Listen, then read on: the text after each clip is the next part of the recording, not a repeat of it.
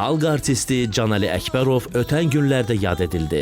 Canəli Əkbərov heç vaxt muğamı yarım ton aşağı oxumamışdı. Hamısını öz yerində oxuyurdu. Canəli Əkbərov bir çox mahnı və təsniflərin də müəllifidir axı. Sevilməyimdə mən birbaşa Canəli Əkbərova borcluyam. İncə dolum, yer basmayıb yeriyə. Dedim, mən Babəkin səsində özümün cavanlığımı görürəm. Həqiqətən mən fəxr edirəm ki, ustadım Canəli Əkbərovdan təhsil almışam. Bu uşağı xahiş edən bir apar sinifə yoxladı. Nazım müəllim, bu uşaqda tərbiyədən başqa heç nə yoxdur. Baxdın maral kimi. Canəli müəllimin ifalarını çox yamsılamışam uşaq vaxtı. Canəli müəllimin oxuduğu muğamların hamısı özünə məxsusluğu var. Köhnə nəsil bu xanəndələrin təzə nəsli arasında elə bir körpü idi, elə deyilmi? Şənbə günü saat 18:20-də.